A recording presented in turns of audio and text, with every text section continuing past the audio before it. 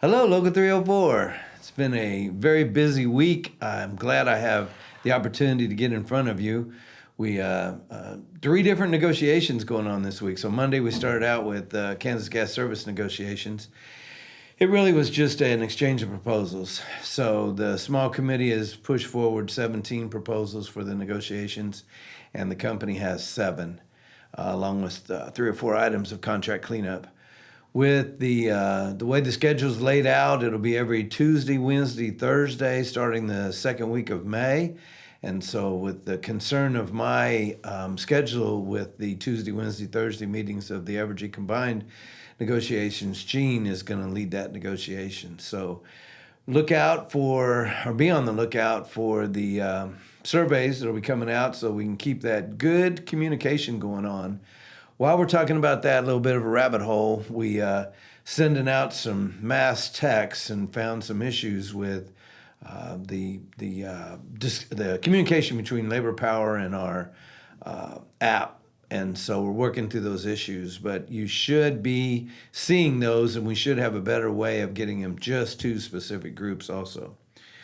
Okay, so Monday was Kansas Gas Service. Then on Tuesday, we had the line clearance negotiations. And if you remember, we've been talking about this a lot on these videos, that we met with the company back in December with all the COVID stuff going on and Local 53's negotiations. Why, although we shared some correspondences and kept in communication, we had that extension letter in place. So Tuesday we met in person. So the contractors all came here to the Union Hall. We had some company employees, representatives, Local 304, meet, and we came away with a tentative agreement that was sent out yesterday for your consideration, and it amounts to a 6% GWI with a few language changes. Pay close attention to the ones about the headquarters, because what you see in the tentative agreement talks about the employer's ability to change that headquarters, but what that did was solidified that language for the $25 for the over 50 miles, and then we also have a letter of agreement that goes along with the contract for $80 for 80 miles. So made some really good gains on that, and 6% really helps start bridging that gap into Local 53's wages. So there was a NEAP change for the transient classifications, also shored up that 2.5 years that it takes me to get to the top. So please take a look at that. Please exercise your right as a union member to give us the vote. The committee does recommend this, and I got to tell you, in the 17 years that I've been negotiating that agreement, 6% is the largest GWI that we've ever seen. The effective date is 1/3 of 2021, so there's retro payback. The first 3% goes from 1/3 of 2021 to 4/4 of 2021, and then the other 3% goes from 4/4 of 21 through the end of the year. So 6% from 4/4. So your retro pay will show that breakdown from, I would imagine that'll be the middle of May, that you'll get the retro check back to January. So anyway, pay attention to that. Look for the mail. If you do not get a ballot, please get a hold of the hall. We've got some extras we can get out there to you. May 12th is the day we're counting. I think May 8th is the day of the cutoff. So give it a couple days, but by Wednesday next week, if you haven't seen anything, please get a hold of us so we can make sure you get a ballot in your hands. So Wednesday, we were back at the table with the Evergy combined negotiations. We are knee-deep in the economics now, so we're getting real close to the end. I'm really anxious to be able to share everything with you once we get from tentative agreements to a settlement agreement. I know there's a lot of anxiousness about what all is happening there, and as I've told you, there should be no surprises to you, because everything that we're doing as business managers is a language coming from somebody's agreement. So no big surprises, few gains. Hopefully in the next couple of weeks we'll have that wrapped up and we can start the education process. It's going to be important, being the first master agreement, if you will, combined agreement amongst all the locals, that there's a good education before casting a vote. So we'll work on making sure you get good information first. We did sign the Service Department MOU for Evergy. That was a lot of discussion going on about maintaining volunteerism so that nobody's forced to go work in Kansas City. We are going to meet monthly to go over any conditions that may be not in line with the MOU. So the most important parts are, number one, it's totally by volunteer, and number two, it is sharing of the work. So they shouldn't be giving our 304 folks the worst sections of town with nothing but non-pays. You should be sharing that work with 1613 and 1464. So stay in touch with the office. If you've got any questions on that, we want to make sure that as a brotherhood, we're all working together. That's all three local unions working together to get that work done. We back up to the Evergy combined negotiations. I wanted also to tell you that I'm hearing some things about, well, you're not telling us anything, and we do send out a communication after each week, and so that has been blasted out on our Unions Get It app. So I believe that it's been texted out to everybody. If you are not seeing those, then we may not have a good number for you. So please call the hall.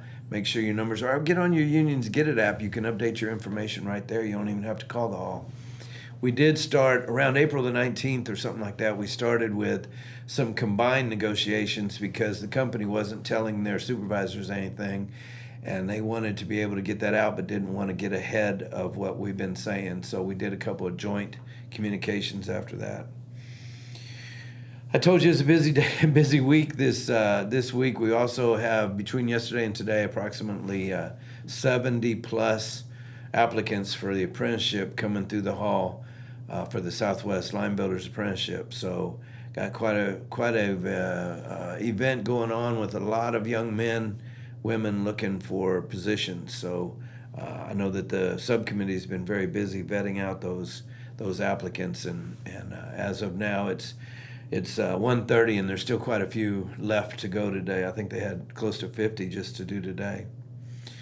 Arbitration prep again for Evergy. We have the medical premium arbitration scheduled for May the 10th, so getting that information and setting up the interviews. We'll have 2 or 3 witnesses for that. Yesterday, I had the opportunity to be out at Lawrence Energy Center as they announced the closure date for LEC, and that is the end of 2023. So met with the guys afterwards and told them how important it is that they give this office some direction on what they'd like to talk about in the impact bargaining. Obviously, there's jobs that have been held at Jeffrey Energy Center. I don't think that anybody, I feel pretty confident that nobody's going to lose their job, that we should find work for everybody. I asked them to give us at least 5 individual ideas, and then we can categorize that stuff and then sit down with the company. This morning was the Generation All Hands meeting, and on that call, then John announced the dates for the other facilities. I will tell you up front that Wolf Creek was not part of that list. Jeffrey 1, I believe, is 2030, and Jeffrey 2 and 3, I believe, is 2039. And then there was also across the east side, there was some discussion too on those generation facilities. So Evergy's looking at adding a lot of megawatts of solar and even starting a project on a battery so they can see how that works. So when asked last night at the Lawrence Energy Center what that facility is going to look like, they want to keep the generation interconnects there, and that could be a solar farm or a battery farm.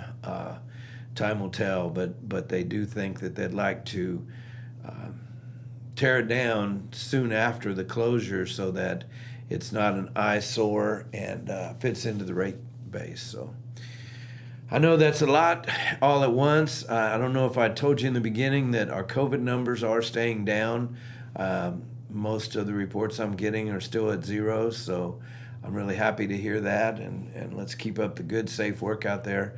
And with everything going on, I want to reiterate again that how important it is that we pay attention and be safe out there. We had a contact a couple weeks ago, and I know we've had some other more minor type injuries, and we just need to really slow down, pay attention, do our job safely and productively. So I know there's a lot going on, and that can really distract you. So Local 304, I'm proud of you. Keep up the good work, and thanks for all you do to move the labor movement forward. And I will talk at you hopefully next week. Y'all have a good weekend. And remember, tomorrow is the official May Day for recognition of labor.